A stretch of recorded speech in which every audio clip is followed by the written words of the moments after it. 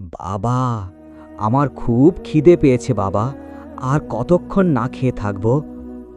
৮ বছরের ছোট্ট ফাতিমা যখন ভাঙা ঘরের এক কোণে বসে পেটে হাত দিয়ে কথাটা বলল, বাইরে তখন কাল বৈশাখীর ঝোড়ো হাওয়া ধেয়ে আসছিল।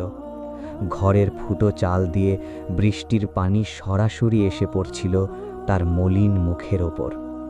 মেয়ের এই কান্না সহ্য করতে না পেরে পেশায় জেলে ২৫ বছর বয়সী যুবক রহমান নিজের ছেঁড়া চাদরটা দিয়ে চোখ দুটো ঢাকল।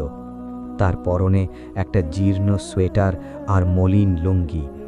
ঘরে এক ছটাক চাল নেই, চারদিকে শুধু অন্ধকার আর অভাবের তীব্র হাহাকার। কিন্তু রহমান সাধারণ কোনো মানুষ নয়।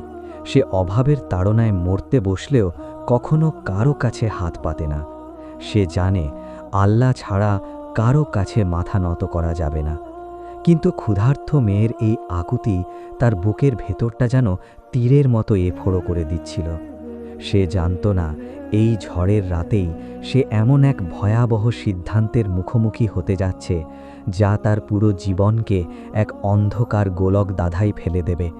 কিন্তু সে তখনও বুঝতে পারেনি প্রকৃতির এই রুদ্র রূপ আসলে তাকে এক আদিম এবং রহস্যময় শক্তির দিকে টেনে নিয়ে যাচ্ছে। এমন এক শক্তি যা তার ভাগ্য বদলে দেবে নাকি তাকে চিরতরে ধ্বংস করে দেবে তা সময়ই বলে দেবে। রহমান তার স্ত্রী আয়েশাকে ডেকে বলল, আয়েশা, ফাতিমাকে ধরে রাখো, আমি সমুদ্রে যাচ্ছি। আজ যদি মাছ না নিয়ে ফিরতে পারি তবে আমার মেয়েটা না খেয়েই মরে যাবে। আয়েশা স্বামীর হাতটা ধরে কেঁদে ফেলল। এই তুমুল ঝড়ে সমুদ্রে যেও না গো, সমুদ্র আজ পাগল হয়ে গেছে, কোনো মানুষ এই রাতে ফিরে আসে না।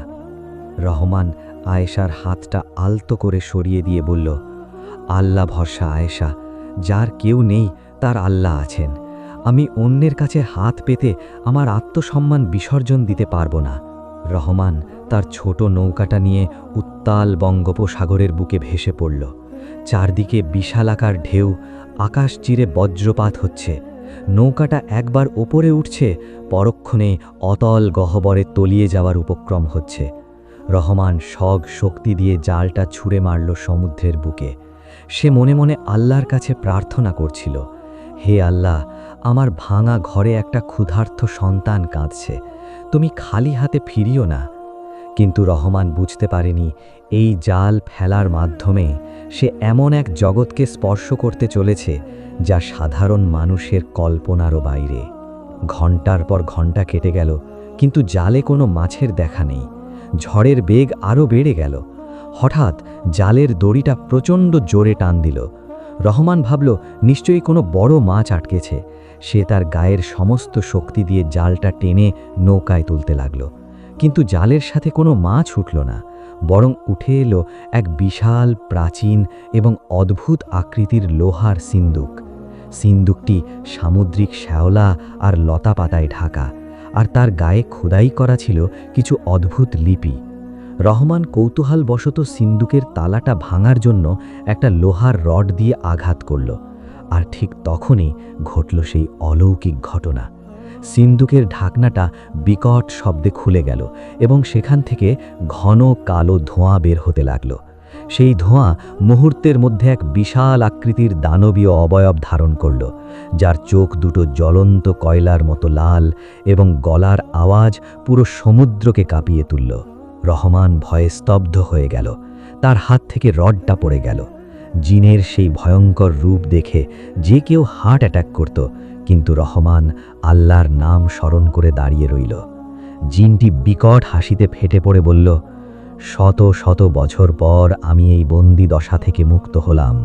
মানব সন্তান, তুই আমার ঘুম ভেঙেছিস, এর শাস্তি স্বরূপ আজ আমি তোকে টুকরো টুকরো করে ছিঁড়ে ফেলব এবং তোর রক্ত দিয়ে আমার তৃষ্ণা মেটাব।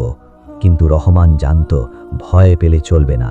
সে জিনের চোখের দিকে তাকিয়ে অত্যন্ত শান্ত কিন্তু দৃঢ় কণ্ঠে বলল, তুমি আমাকে মেরে ফেলতে পারো, আমার জীবন নিয়ে আমার কোনো আফসোস নেই, কিন্তু আমার একটা শর্ত আছে।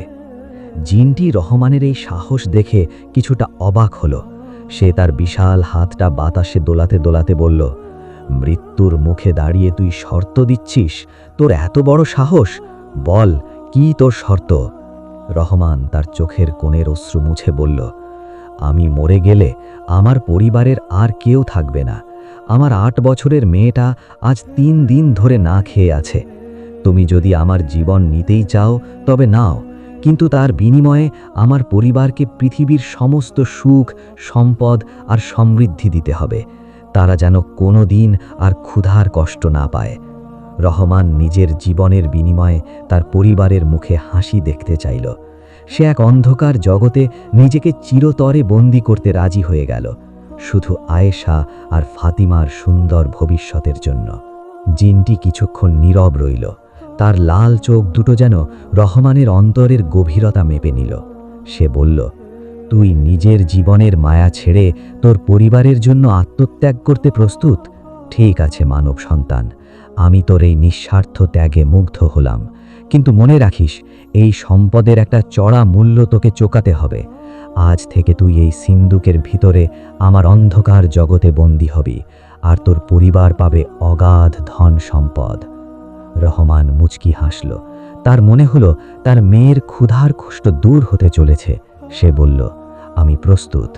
মুহূর্তের মধ্যে এক তীব্র ঘূর্ণিঝড় রহমানকে টেনে নিয়ে গেল সেই সিন্দুকের অন্ধকার অতল গহ্বরে, আর সিন্দুকের ঢাকনাটা সশব্দে বন্ধ হয়ে গেল।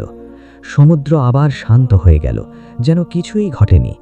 কিন্তু রহমান জানত না, সে যে সম্পদের বিনিময়ে নিজেকে বিলিয়ে দিল, সেই সম্পদই একদিন তার পরিবারের জন্য সবচেয়ে বড় অভিশাপ হয়ে দাঁড়াবে। এরপর আয়েশা আর ফাতিমার ভাগ্যে যা ঘটতে যাচ্ছিল তা ছিল আরও বেশি ভয়ঙ্কর এবং হৃদয় বিদারক। পরের দিন সকালে গ্রামের মানুষ সমুদ্রের তীরে রহমানের খালি নৌকাটা পড়ে থাকতে দেখল, কিন্তু রহমানের কোনো সন্ধান পাওয়া গেল না। সবাই ধরে নিল রহমান ঝড়ের কবলে পড়ে সমুদ্রে ডুবে মারা গেছে। আয়েশা আর ফাতিমা যখন স্বামীর এবং বাবার মৃত্যুর খবর শুনল, তখন তাদের কান্নায় আকাশের বাতাস ভারী হয়ে উঠল। ফাতিমা তার বাবার ছেঁড়া চাদরটা জড়িয়ে ধরে চিৎকার করে কাঁদতে লাগল, বাবা, তুমি আমাকে ছেড়ে কোথায় গেলে? আমি আর কোনো দিন ভাত চাইব না বাবা, তুমি ফিরে এসো। কিন্তু তাদের এই চরম শোকের মুহূর্তেই জিনের দেওয়া সেই রহস্যময় উপহার তাদের সামনে প্রকাশিত হলো। দুপুরের দিকে আয়েশা দরজা খুলে দেখল, তাদের উঠোনে 9টি নয়, 2টি নয়, বড় বড় 10টি সোনার মোহর ভর্তি থলে পড়ে আছে। আয়েশা নিজের চোখকে বিশ্বাস করতে পারছিল না। সে বুঝতে পারল এটা কোনো সাধারণ ঘটনা নয়, কিন্তু সে জানত না এই প্রচুর সম্পদের মোহ মানুষের স্বভাবকে কতটা দ্রুত বদলে দিতে পারে। দিন যেতে লাগল, আর আয়েশার জীবনযাত্রা সম্পূর্ণ বদলে গেল। যে আয়েশা একসময় ছেঁড়া শাড়ি পরে আল্লাহর দরবারে শুকরিয়া জানাত, সে এখন রেশমি শাড়ি আর গা ভর্তি সোনার গয়না ছাড়া চলতেই পারে না। রহমানের জীর্ণ কুঁড়েঘরের জায়গায় তৈরি হলো এক বিশাল রাজপ্রাসাদ সদৃশ বাড়ি। গ্রামের মানুষ তাদের এই হঠাৎ বড়লোক হওয়া দেখে হিংসায় জ্বলতে লাগল, বিশেষ করে গ্রামের লোভী মোড়াল, যার নজর ছিল সবসময় অন্যের সম্পদের ওপর। মোড়াল আয়েশার এই পরিবর্তনের সুযোগ নেওয়ার পরিকল্পনা করল। সে আয়েশাকে নানাভাবে ফুসলাতে লাগল, এবং আয়েশাও সম্পদের অহংকারে এতটাই অন্ধ হয়ে গেছিল যে মোড়ালের আসল রূপ দেখতে পেল না। আয়েশা এখন গরিব মানুষদের অবজ্ঞা করে, অহংকারে তার পা মাটিতে পড়ে না।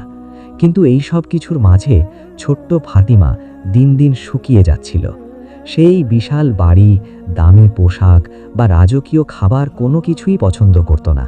সে সব সময় তার বাবার সেই জীর্ণ সোয়েটার আর আদর মাখানো হাতটার অভাব অনুভব করত।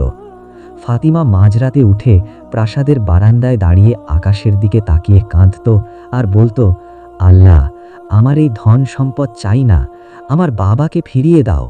বাবা যখন ছিল তখন আমাদের ঘরে আলো ছিল, এখন এই প্রাসাদে শুধু অন্ধকার। ফাতিমার এই আকুতি আর কান্না প্রতিদিন জিনের অন্ধকার জগতে বন্দী রহমানের বুকে গিয়ে আঘাত করত। রহমান সেই অন্ধকার জগৎ থেকে তার মেয়ের কান্না শুনতে পেত। সে বুঝতে পারল, সে যে সুখের আশায় নিজের জীবন বিসর্জন দিয়েছিল, তার পরিবার আসলে সেই সুখে নেই। সম্পদ আয়েশাকে বদলে দিয়েছে এবং তাদের পরিবারকে এক ধ্বংসের দ্বার প্রান্তে ঠেলে দিচ্ছে। মোরাল ইতিমধ্যে আয়েশাকে প্রতারণা করে তাদের সমস্ত সম্পত্তি নিজের নামে লিখিয়ে নেওয়ার চক্রান্ত চূড়ান্ত করে ফেলেছে। রহমান জিনের কাছে গিয়ে চিৎকার করে বলল, আমাকে মুক্ত করো, আমার সম্পদ চাই না, আমি আমার মেয়ের কাছে ফিরে যেতে চাই। কিন্তু জিন বলল, মুক্তির পথ এত সহজ নয় রহমান, তোকে আরও বড় পরীক্ষা দিতে হবে। রহমানের তীব্র আকুতি শুনে জিনের অন্ধকার জগতের দেয়ালগুলো যেন কেঁপে উঠল। জিনটি তার বিশাল অবয়ব নিয়ে রহমানের সামনে এসে দাঁড়াল। তার জ্বলন্ত লাল চোখ দুটো থেকে যেন আগুনের ফুলকি বের হচ্ছিল। সে বিকট কণ্ঠে বলল, রহমান, তুই আমার জগতের নিয়ম ভাঙতে চাস? একবার যে এই সুন্দুকের অন্ধকার রাজ্যে প্রবেশ করে তার আর ফিরে যাওয়ার কোনো পথ থাকে না। তুই নিজেই তো তোর জীবনের বিনিময়ে তোর পরিবারের জন্য অগাধ সম্পদ চেয়ে নিয়েছিলি। আজ তবে কেন এই অনুশোচনা? রহমান দুই হাতে জিনের পা জড়িয়ে ধরে কেঁদে ফেলল। তার দু চোখ বেয়ে অশ্রু ঝরছিল। সে বলল, আমি ভুল করেছিলাম। আমি ভেবেছিলাম টাকা পয়সা আর ধন সম্পদই বুঝি মানুষকে সুখী করতে পারে, কিন্তু আজ আমি দেখতে পাচ্ছি আমার সেই সম্পদ আমার স্ত্রীকে অহংকারী বানিয়ে দিয়েছে। আমার নিষ্পাপ মেয়েটা বাবার অভাবে প্রতি রাতে কাঁদছে, আর ওই গ্রামের লোভী মোড়ল আমার সরল পরিবারটাকে ধ্বংস করার ছক কষছে। ও জিন, আমাকে আমার পরিবারের কাছে যেতে দাও। ওরা ধ্বংস হয়ে গেলে এই সম্পদ দিয়ে আমি কি করব? জিনটি কিছুক্ষণ গম্ভীর হয়ে রইল। তারপর এক অদ্ভুত কুটিল হাসি দিয়ে বলল, ফিরে যাওয়ার একটা পথ আছে রহমান, তবে তার জন্য তোকে এক চরম এবং ভয়ঙ্কর মূল্য দিতে হবে। তুই যদি এই জগৎ থেকে মুক্ত হয়ে আবার মানুষের পৃথিবীতে ফিরে যেতে চাস, তবে তোকে তোর চোখের দৃষ্টিশক্তি বিসর্জন দিতে হবে। তুই চিরতরে অন্ধ হয়ে যাবি। তুই তোর আদরের মেয়ে ফাতেমা আর স্ত্রী আয়েশাকে কোনোদিন নিজের চোখে দেখতে পাবি না। বল, তুই কি এই শর্তে রাজি? রহমান এক মুহূর্ত দ্বিধা করল না। সে জানত চোখ দিয়ে দুনিয়ার আলো দেখার চেয়ে তার মেয়ের জীবনের অন্ধকার দূর করা অনেক বেশি জরুরি। সে চিৎকার করে বলল, আমি রাজি। আমি অন্ধ হয়েই আমার পরিবারের কাছে ফিরে যাব। দয়া করে আমাকে আমার মেয়ের কাছে নিয়ে চলো। জিনের হাত থেকে এক তীব্র নীল আলো এসে রহমানের চোখের ওপর পড়ল। রহমান এক অসহ্য যন্ত্রণায় চিৎকার করে উঠল। তার মনে হলো কেউ যেন তার চোখের ভেতর জ্বলন্ত কয়লা ঢুকিয়ে দিয়েছে।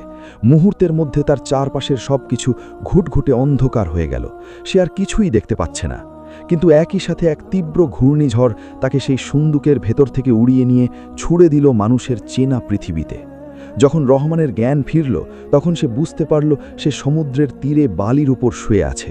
চারদিকে ভোরের পাখির ডাক শোনা যাচ্ছে, মৃদু বাতাস বইছে, কিন্তু তার চোখের সামনে কোনো আলো নেই, শুধু এক অনন্ত গভীর অন্ধকার। রহমান হাতড়ে হাতড়ে উঠে দাঁড়ালো। তার পরনে এখনও সেই পুরনো সোয়েটার আর ভেজা লুঙ্গি। সে লাঠির মতো একটা গাছের ডাল খুঁজে নিয়ে সেটা ভর করে করে গ্রামের দিকে হাঁটতে লাগলো।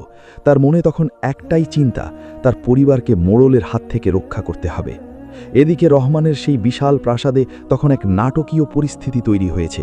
গ্রামের লোভী মোড়ল তার কয়েকজন লাঠিয়াল নিয়ে আয়েশার ড্রয়িং রুমে বসে আছে। মোড়লের হাতে কিছু দলিলপত্র। আয়েশা সোফায় বসে কাঁদছে, আর মোড়ল অত্যন্ত কর্কশ কণ্ঠে বলছে, কাঁদলে কোনো লাভ হবে না আয়েশা বিবি। তোমার স্বামী রহমান মিয়া যখন সমুদ্রে নিখোঁজ হয়েছিল, তখন সে আমার কাছ থেকে এই বাড়ি বানানোর জন্য এবং ব্যবসার জন্য 50 লক্ষ টাকা ঋণ নিয়েছিল। এই দেখো তার সই করা দলিল। আজ যদি তুমি সেই টাকা সুদে আসলে ফেরত দিতে না পারো, তবে এই বাড়ি, গাড়ি আর সমস্ত জমি জমা আজই আমার হয়ে যাবে। তোমাদের এই মুহূর্তেই ঘর থেকে বের হয়ে যেতে হবে। আয়েশা মাথায় হাত দিয়ে বলল, মোড়ল মশাই, এটা আপনি কি বলছেন? আমার স্বামী তো কোনোদিন আপনার কাছ থেকে একটা টাকাও নেয়নি। সে তো আল্লাহর উপর ভরসা করে চলত। আপনি জালিয়াতি করছেন। মোড়ল টেবিল চাপড়ে গর্জে উঠল, মুখ সামলে কথা বলো আয়েশা। আমার কাছে প্রমাণ আছে। গ্রামের কাজী সাহেব আর মেম্বার সাহেব এই দলিলে সাক্ষী আছেন। টাকা দেবে নাকি ঘাড় ধাক্কা দিয়ে বের করে দেব? ঠিক সেই মুহূর্তে আয়েশার অলক্ষ্যে মোড়লের লোকজনেরা ঘরের ভেতরের আলমারি থেকে জিনের দেওয়া সোনার মোহরগুলো চুরি করার প্রস্তুতি নিচ্ছিল। তারা ভাবছিল আয়েশা এখন একা, তাকে সহজেই নিঃস্ব করে দেওয়া যাবে। 8 বছরের ছোট ফাতেমা ঘরের এক কোণে দাঁড়িয়ে কাঁপছিল। সে বুঝতে পারছিল যে তাদের ওপর এক বড় বিপদ নেমে এসেছে। সে মনে মনে বলছিল, বাবা, তুমি কোথায়? তুমি থাকলে আজ এই মোড়ল আমাদের এভাবে অপমান করতে পারত না। ঠিক সেই মুহূর্তে প্রাসাদের প্রধান ফটক ঠেলে ভেতরে প্রবেশ করল এক অন্ধ ভিক্ষুকের মতো অবয়ব, জীর্ণ পোশাক, উস্কো খুস্কো চুল আর হাতে একটা লাঠি, কিন্তু তার হাঁটার মধ্যে এক অদ্ভুত দৃঢ়তা ছিল। আয়েশা এবং মোড়ল দুজনেই দরজার দিকে তাকালো। মোড়ল চেঁচিয়ে উঠল, এই অন্ধ ফকির, ভর দুপুরে কার অনুমতি নিয়ে এখানে ঢুকেছিস? বের হয় এখান থেকে। কিন্তু সেই অন্ধ মানুষটি লাঠি ঢুকে সোজা ঘরের মাঝখানে এসে দাঁড়ালো। তার চোখ দুটো বন্ধ, কিন্তু তার মুখবায়ব ছিল চেনা। ফাতেমা এক পলক দেখেই চিৎকার করে উঠল, বাবা, ওটা আমার বাবা! সে দৌড়ে গিয়ে রহমানের বুক জড়িয়ে ধরল। রহমান তার অন্ধ দুই হাত দিয়ে মেয়ের মুখটা স্পর্শ করল, তার কপালে চুমু খেল। তার চোখ দিয়ে তখন অন্ধ অশ্রু ঝরছিল। রহমান বলল, মারে, তোর বাবা ফিরে এসেছে, তোকে আর কাঁদতে হবে না। আয়েশাও স্তব্ধ হয়ে গেল। সে বিশ্বাসই করতে পারছিল না যে তার স্বামী বেঁচে আছে, কিন্তু রহমানের এই অন্ধ দশা দেখে সে কেঁদে ফেলল। তোমার এই অবস্থা কিভাবে হলো? তুমি অন্ধ হলে কিভাবে? রহমান আয়েশাকে শান্ত করে বলল, সে কথা পরে হবে আয়েশা, আগে এই ঘরের আবর্জনা পরিষ্কার করতে হবে। রহমান মোড়লের দিকে ঘুরে দাঁড়ালো। সে চোখে দেখতে না পেলেও তার শ্রবণ শক্তি এবং বুদ্ধিমত্তা ছিল তীব্র। সে বলল, মোড়ল সাহেব, আপনি ভেবেছিলেন আমি মরে গেছি আর তাই আমার সরল স্ত্রীকে ঠকিয়ে আমাদের সব সম্পত্তি লিখে নেবেন? আপনি যে দলিলের কথা বলছেন তা সম্পূর্ণ ভুয়ো, কারণ আমি জীবনে কোনোদিন আপনার সম্মুখীন হয়ে ঋণের কথা বলিনি, আর আমি কোনো দলিলে সইও করিনি। মোড়ল একটু থতমত খেয়ে গেল, কিন্তু পরক্ষণেই নিজেকে সামলে নিয়ে বলল, আরে অন্ধর পুত, তুই অন্ধ হয়ে গেছিস বলে কি তোর বুদ্ধিও লোপ পেয়েছে? দলিলে তোর টিপসই আর স্বাক্ষর দুটোই আছে, তুই না দেখলেও আদালত তো দেখবে। রহমান মুচকি হাসল। সে অত্যন্ত শান্ত কণ্ঠে বলল, মোড়ল সাহেব, আপনি হয়তো ভুলে গেছেন ৩ বছর আগে যখন গ্রামের স্কুলে বয়স্ক শিক্ষা কার্যক্রম শুরু হয়েছিল, আমি সেখানে গিয়েছিলাম। আমি দলিলে বা কোথাও কোনোদিন টিপসই দিই না। আমি সব সময় আমার পুরো নাম বাংলায় স্বাক্ষর করি, আর আমার স্বাক্ষরের একটা বিশেষ বৈশিষ্ট্য আছে যা শুধু আমি আর কাজী সাহেব জানেন। আপনি যে জালিয়াতি দলিল বানিয়েছেন তাতে নিশ্চয়ই কোনো আনাড়ি দিয়ে টিপসই বা নকল স্বাক্ষর করিয়েছেন। এই গ্রামেই এখন থানার বড়বাবু অবস্থান করছেন, আমি ওনাকে ডাকছি, দেখি আপনার দলিল কতখানি খাঁটি। রহমানের এই কথা শুনে মোড়লের মুখ ফ্যাকাশে হয়ে গেল। সে বুঝতে পারল রহমান অন্ধ হলেও তাকে এত সহজে দমানো যাবে না। মোড়ল তার লাঠিয়ালদের দিকে ইশারা করল রহমানকে আক্রমণ করার জন্য, কিন্তু রহমান জিনের জগতে থাকার কারণে এক অদ্ভুত আত্মিক এবং মানসিক শক্তি লাভ করেছিল। সে শুধু তার লাঠিটা উঁচি করে ঘরের পরিবেশের শব্দ শুনেই মোড়লের প্রথম লাঠিয়ালের হাত থেকে লাঠিটা কেড়ে নিল এবং তাকে এক আছাড়ে মেঝেতে ফেলে দিল। রহমানের এই অমানসিক সাহস আর শক্তি দেখে মোড়ল আর তার বাকি লোকজনেরা ভয়ে কাঁপতে লাগল। মোড়ল বুঝতে পারল এখানে আর থাকা নিরাপদ নয়। দলিলটা টেবিল থেকে তুলে নিয়ে বলল, রহমান, তুই বেঁচে আছিস যখন, তখন তোকে পরে দেখে নেব, আজ আমি যাচ্ছি। এই বলে মোড়ল তার লোকজন নিয়ে লেজ গুটিয়ে প্রাসাদ থেকে পালিয়ে গেল। মোড়ল চলে যাওয়ার পর ঘরে এক পিনপতন নীরবতা নেমে এলো।